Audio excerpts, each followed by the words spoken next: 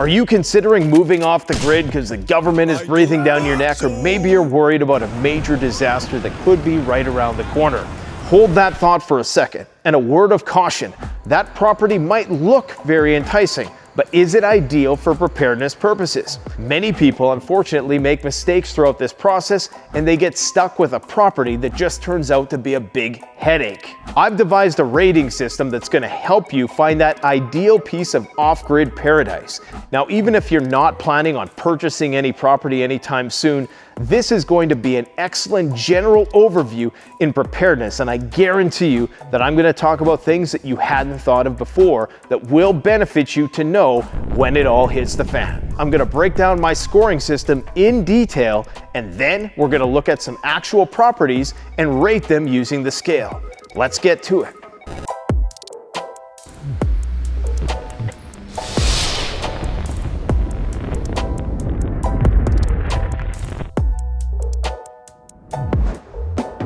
The most important thing when you're looking for an off-grid property is water. Water is life. It's what you're going to need to not only irrigate crops and your animals, but also yourself. A property without reliable access to water will be a death sentence when it all hits the fan.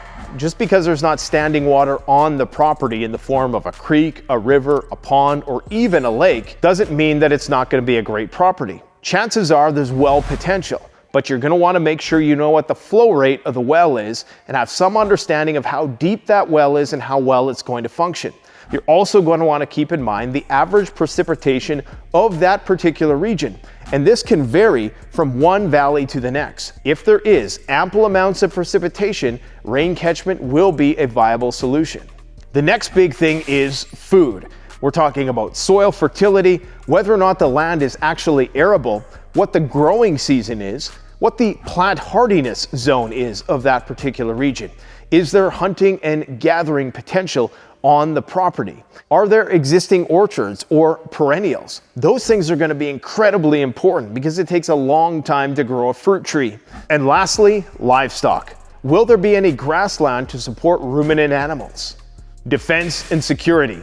This is one of those things that distinguishes homesteaders from preppers. Things like access, the proximity to major highways and corridors. Are there choke points, bridges, narrow roads, or natural bottlenecks that you can use for defense? Is there natural concealment of the property? Is there varied topography and terrain? Perimeter, visibility, and patrol feasibility. Natural barriers like thorn bushes, trees, and swamps. What's the population density in the surrounding region? And do those people have the wherewithal to fend for themselves? If there are buildings on the property, what sort of materials are they made out of? A standard home made of OSB, drywall, and vinyl siding, that won't offer nearly as much resistance as a good old-fashioned log cabin built with 12-inch diameter logs, or made out of a much hardier material like brick or ICF. And lastly, what is the crime rate of the region? The last thing you want when you're building out your post-collapse homestead is to have all your stuff stolen.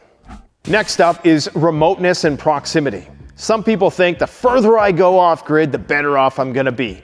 Not so fast. You can be too remote. The further out you go, it's going to drastically impact your ability to build out, maintain, and actually have construction projects done on the property. Everybody would love to have their own private island, but how are you going to get the building materials out there if there is no ferry or biplane that can take them? We've devised a calculation that uses an inverse square law to determine how far you should be from a major urban center depending on the population. If you have to travel 10 hours to get to a property, chances are you're really not going to go there much. So we have to balance our ideal image of a homestead with what is practically achievable. Next thing we're going to have to keep in mind is, are there shelters and buildings already on the property? If you're planning on building out a property for the purpose of riding out the collapse of civilization as we know it, do you want a bunch of construction crews and people coming onto your property? This is the category that your average realtor and home inspector is going to be better suited to assess. Nobody wants to live in a straw house in an off-grid paradise. Are there outbuildings like barns, sheds, workshops, agricultural buildings, and greenhouses. All the things that you're ultimately going to need to facilitate an off-grid lifestyle. Is there standing timber on the property that you can actually use for the purpose of construction? Also, a preparedness staple is having a place of refuge that you can go underground. Is there a basement, or a fallout shelter, or a tornado shelter, or a full-scale emergency doomsday bunker? If it has one of those, then it definitely gets a few extra points. Next up is land size. Now, contrary to popular belief, you don't need 160 acres in order to live off of. It's going to help you out, but chances are you can grow most of your food and your chickens and your orchard and your greenhouse on a very small plot of land, probably between 2 to 5 acres.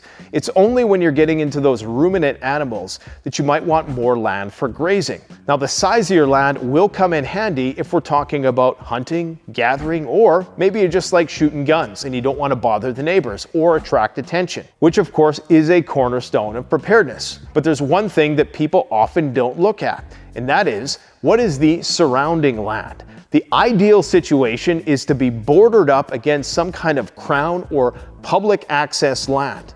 Next up is energy and power supply. Now, this is something you can build out on your own, but if there is some kind of off-grid, hydro, solar, or wind power generation system already there, that's something to take into account. But what you're going to want to ask is, how long have those systems been in place and how old are the batteries? Chances are the batteries are going to cost you more than the solar system itself. But there's one thing people often forget with respect to solar, and that's that not everywhere across the country is going to have the same solar potential. This is because the average amount of sunny days is going to vary from place to place. You can use maps like this one here that can help you determine how many sunny days you can expect and how much energy you can expect to harvest using your solar panels. It may just be the case that wind is a better option.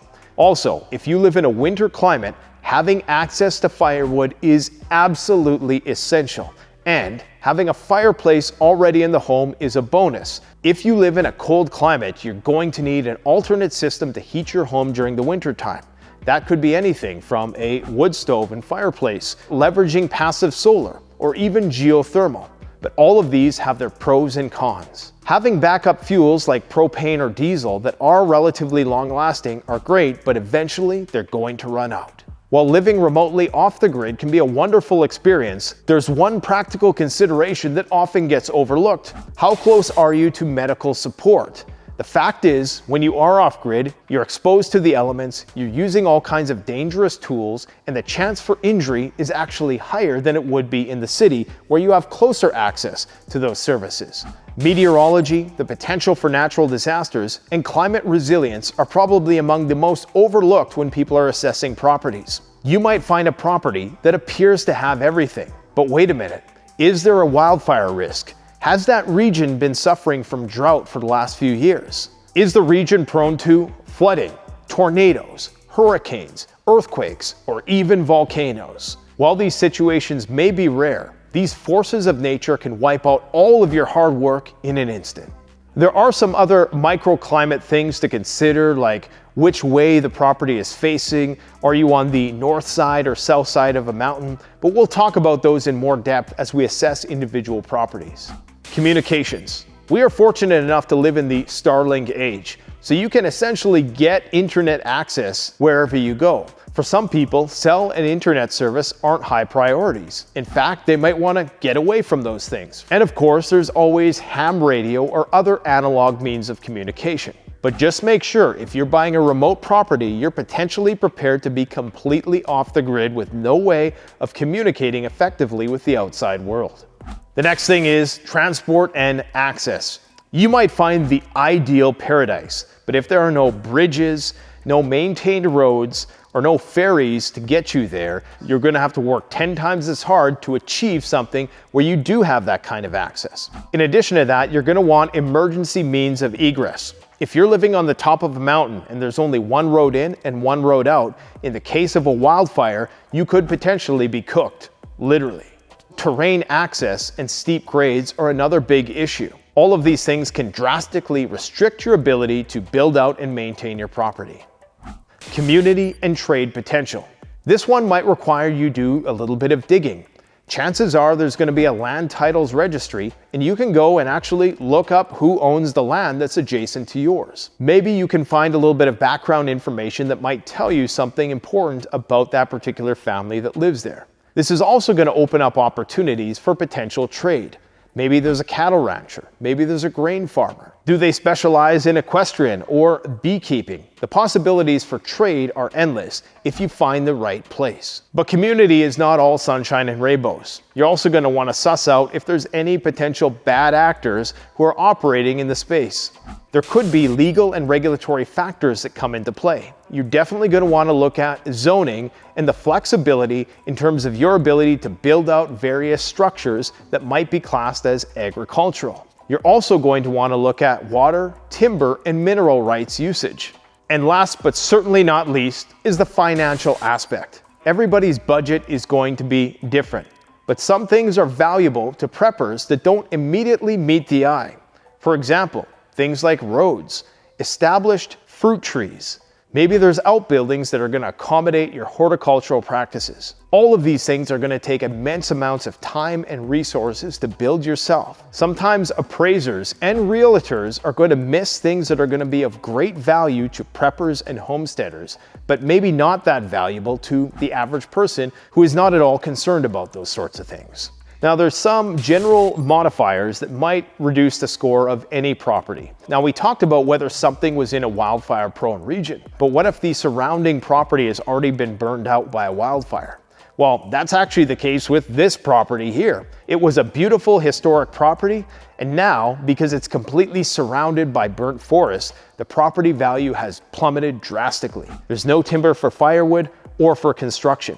Another factor that's going to bring the property value down is the bugs and the pests. Now, this might just seem like a mild nuisance or annoyance, but in a situation where there is no bug spray and you don't have pesticides, it's going to potentially make life more unbearable than you think. Strategic risk overlay. What about proximity to military installations, nuclear power plants, or is it in a region that will be targeted by nuclear weapons if there was a nuclear war? While these might be low probability events, they're going to be things that you have to think about, especially if you're preparing for that eventuality. So using this model, we're going to go and assess different properties today. And in fact, this is just the first video in an ongoing series where we're going to look at property by property to see if we can find the best bug out properties for you. And all of these are going to be available for sale right now. I have absolutely no affiliation with the people who own these properties or the listing agents. I'm strictly doing this for educational purposes. We're also going to be using artificial intelligence in order to rate these properties using the scale I devised, which is far more complex than I've actually presented here to you today, and it's going to do a very sophisticated calculation and determine on a scale of 0 to 100 how suited that property is for preparedness and homesteading. And don't just think that because a property is worth more that it's going to be better. In fact, the results are surprising, so stick around. Okay, so now we're going to look at a few different properties using the property resilience scale. I'm just going to be highlighting some of the more salient points of these particular properties. In future videos, I'm going to be doing deep dive comprehensive analysis of individual properties. The properties that we're reviewing are going to range in price from $100,000 all the way up to a few $1,000,000. Don't fixate so much on the price. Even if you're not looking to strategically relocate and you're not in the market for a property, there's a lot of lessons that can be learned here from this mental exercise of looking at different properties and seeing whether or not they are ideally suited to a civilizational collapse scenario. Now, we're going to start off with this property here that's in British Columbia. This is 2650 Summers Creek Road. This one has been reduced by $300,000. Now, the first thing I do when I look at any property, I don't care about the house so much as a prepper. You can change the buildings on a property, but it's very hard to terraform and change the property itself. So the first thing I always do is look at the surrounding regions, look at the property from an aerial point of view, and I can basically determine on the basis of that alone as to whether or not this is going to be something I want to investigate further. So this is the general area of the property here. And as you can see, there is a creek that meanders through the property, and that's going to provide you a water source. So we immediately know that we're always going to have water even if for whatever reason there's problems with the well.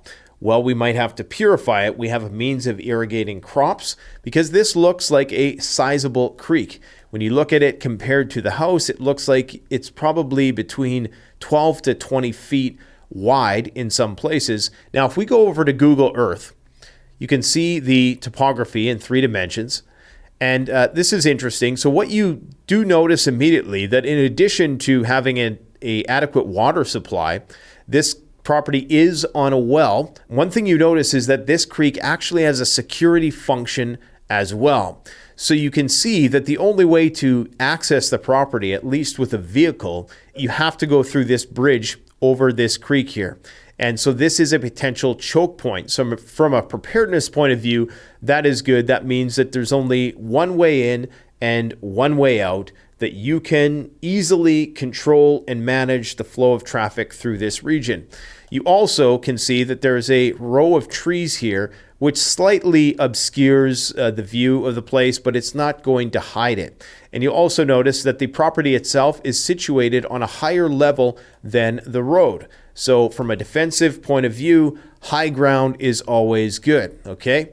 So this is a long gravel road that you have to take in. It's called Summers Creek Road, all right? The nearest town is down here. It's about probably, it looks like a 40-minute drive. On gravel road, you can never be too careful. It probably is going to take you a little bit longer if you don't want to pop a tire. Eventually, driving on gravel roads like this all the time, you're going to pop a lot of tires, and that's just something you're going to have to deal with.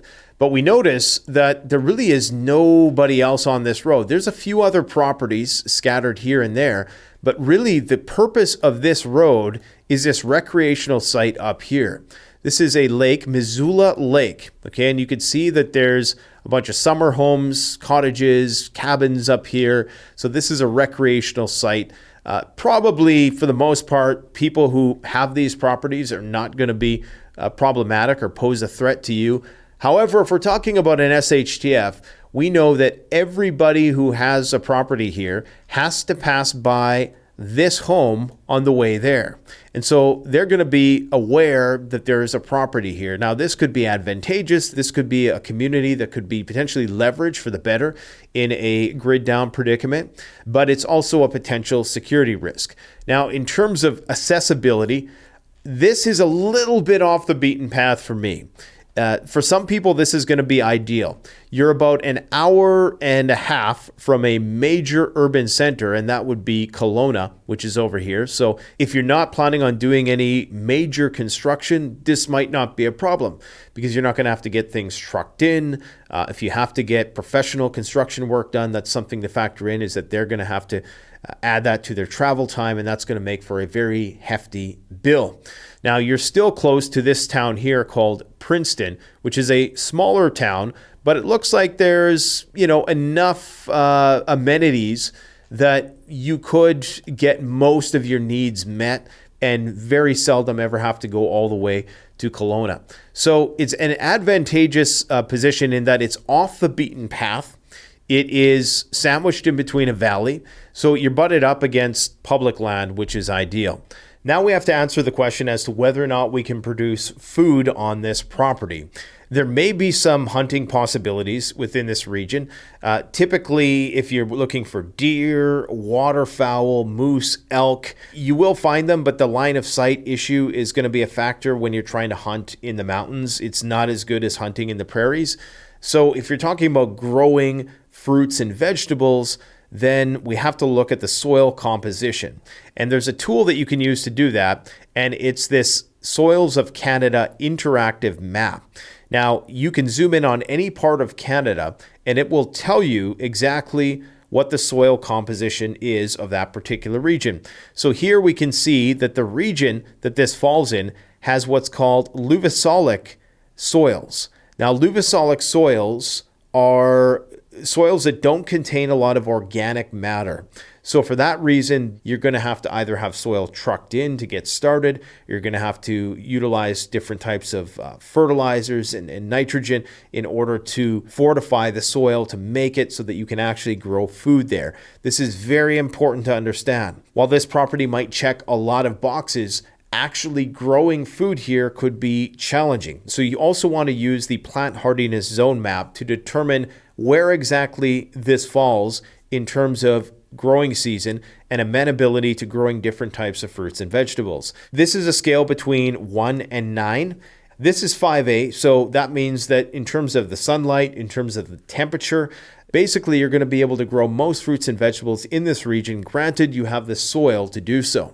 Another thing to look at, though, is the photovoltaic potential. So in the mountains, you typically get a lot less sunlight than you would if you were in the prairies, presuming that you're not on the top of a mountain, which most people are not. This is a photovoltaic potential map of Canada, and as you can see, the prairie provinces are the ones that get the most amount of sunlight. So if you have a greenhouse in the prairies, you can actually grow more food potentially because of the increased amount of sunlight than you could in some parts of southern BC. It just requires you to build out all of that infrastructure. Now let's talk about the home itself, because that is an important factor. If you can't keep your home warm in the wintertime here in Canada, then you're going to freeze to death. So is this home built with preppers in mind? The answer is absolutely not. This is a 4,400 square foot home. Right then and there, you know that you have to heat 4,400 square feet of space. And it doesn't appear that this house has the amenities in order to do so. The only thing that they did right with this property is that there's a lot of south-facing windows. So all of these windows, as you can see here, these are going to allow for passive solar heating. So if we go on Google Earth, you can see that this is the front of the house right here, and it's facing not due south, but it's facing south, okay? So what that means is that sunlight's going to enter into the home, and it's going to largely reduce your reliance on whatever sort of heating system you have in there. The sun's going to do a lot of the work, at least on a sunny day, so long as you have good insulation. But I can tell by looking at this house, there's no wood stove in here. It doesn't even look like there's a functioning fireplace, which is weird. I don't know if there's regulations that prevent that. That's another thing you're going to want to look into. But I can tell there's a yuppie fireplace here, which I'm not sure if this is natural gas or what that is. It says that there's no natural gas on the property, so I presume maybe it's propane, or maybe it's just one of those screens with the fake flames. That's kind of what it looks like. The surrounding region, it looks like a bit of a junkyard. That's one thing to keep in mind when you're buying properties like this. It's like getting into somebody's old underwear. And I can tell that by looking at the condition of some of these buildings, it hasn't been very well maintained over the years. I can also see some propane tanks in the back here, which indicate that they're relying on propane being trucked in.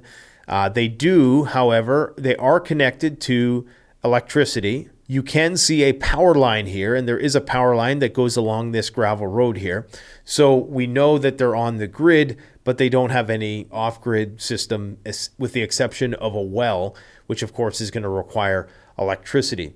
Some of the other obvious advantages of this property is that there's a lot of lumber on the property. So if you wanted to build out a home using that lumber, you potentially could. And this is going to be relatively biodiverse in terms of the conifers and the deciduous trees. So you're going to be getting a mishmash of hardwoods and softwoods that you can use for a variety of different purposes. It looks like it's mostly softwood conifers, but within this region, there's more biodiversity. So, you know, chances are you would stumble across other more exotic types of wood. So in terms of assessing whether or not this is a acceptable preparedness property, with enough work, this could potentially be an ideal property. It's going to take a lot to build out orchards, to build out gardens. It's going to take a lot of work to build out the renewable energy systems. And are you going to be able to get a decent amount of solar power? I would say, as far as BC goes, it would be kind of middle of the road, because of course you're in that valley, so you're not going to be getting full direct sunlight for the better part of the day. So there is renewable energy potential there. There is a great security potential here in terms of defensibility. Now, the one major risk factor from an environmental point of view that you're going to be having to look at here is forest fires. There's not a huge fire break around this property. I would probably expand this quite a bit. And especially looking at this house, this would go up really quick. If a few embers flew on it, I think it would be game over.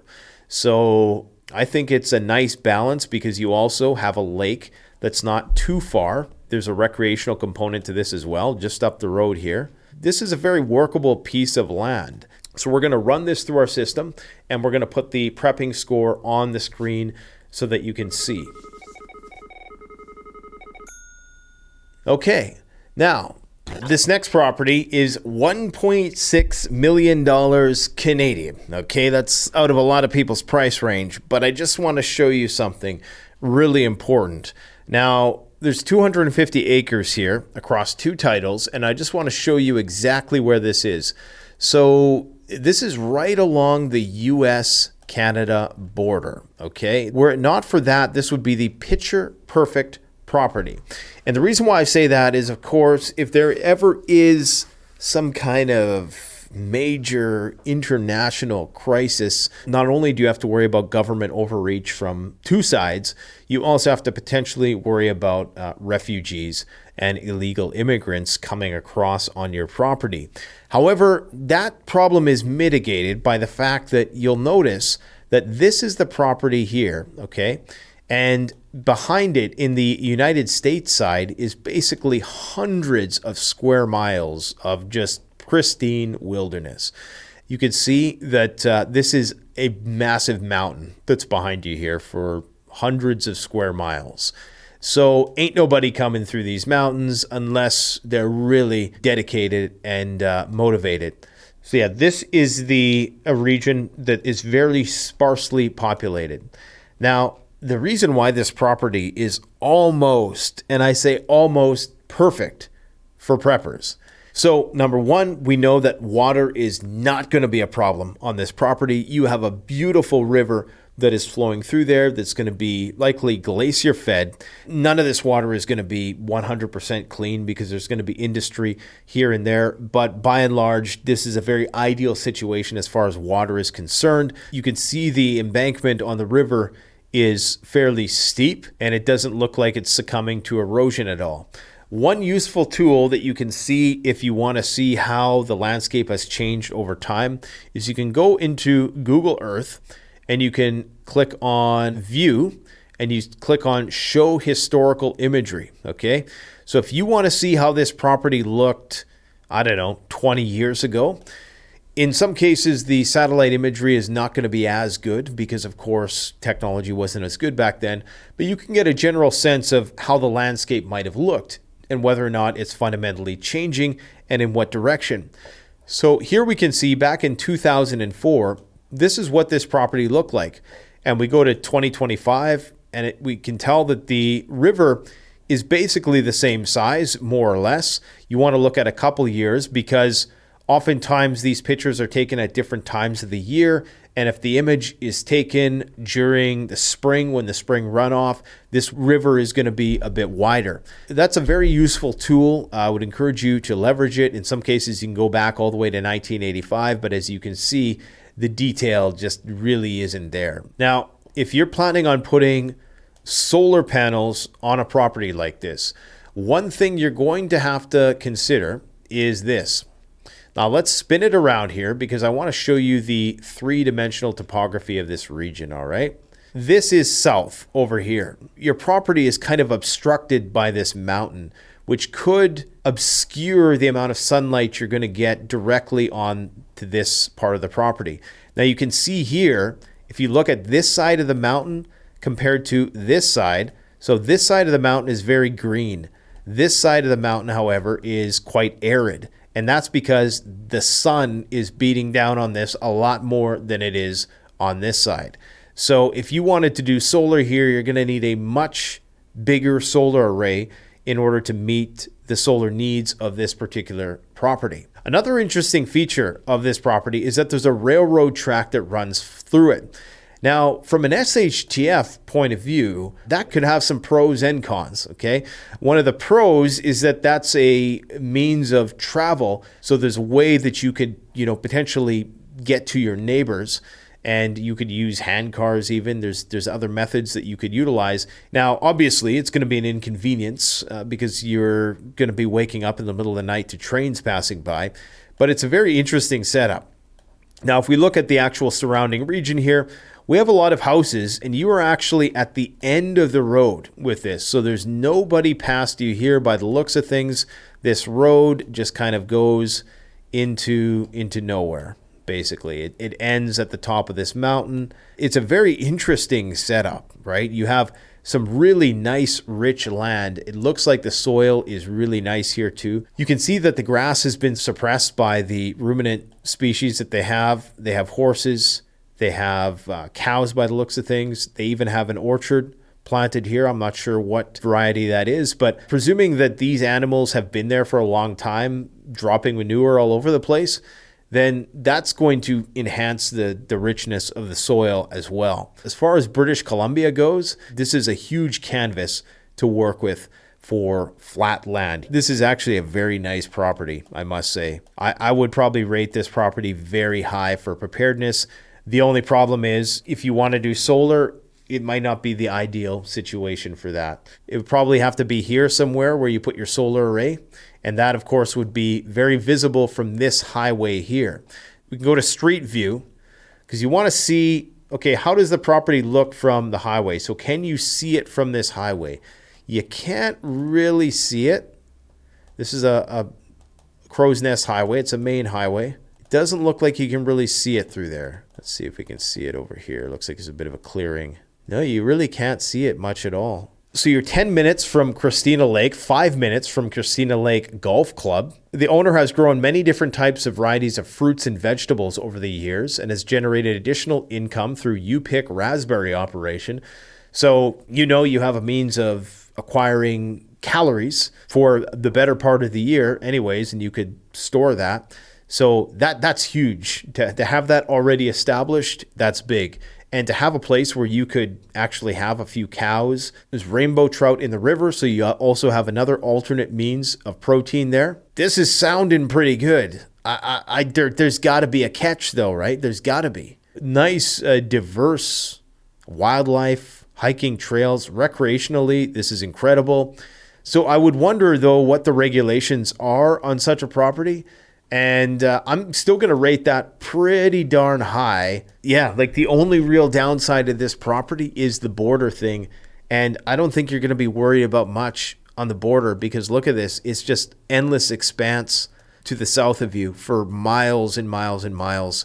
There is this Highway 395, which is peppered with, some small villages and such, but it's still very sparsely populated. Now, there is a Canadian Border Service Agency station here, but they're on the other side of the mountain relative to you. And again, I just can't see it being a huge deal. There might be prying eyes watching you, as the saying goes, in this region. But you have just so much riverfront and so much potential to leverage this water, and it backs onto Crown land. I mean, God, I don't even want to put this property on YouTube because I don't want somebody to go and buy it before I can buy it. That's all we're going to look at today. I just wanted to give you guys a little taste of how we're going to be assessing these properties. And we're going to do a lot more in the future. Some are going to be amazing properties. Some are going to be not so great. And we're going to go all across the map into the United States, into the prairies, into Ontario, to see if we can find the ultimate preparedness safe haven. Now we're going to run this through the algorithm and we're going to get the score. Drum roll, please. Not too shabby. If there's a property that you want me to review, I want you to post a link to it in the description below. Maybe it's your own property or maybe it's something that you're considering purchasing in the future. We can run it through our algorithm and determine how suitable it is for post-SHTF survival. Thanks for watching, my friends. Don't forget to like, comment, subscribe. Canadian Prepper out. The best way to support this channel is to support yourself by gearing up at CanadianPreparedness.com, where you'll find high-quality survival gear at the best prices, no junk, and no gimmicks. Use discount code PREPPINGGEAR for 10% off. Don't forget, the strong survive, but the prepared thrive. Stay safe.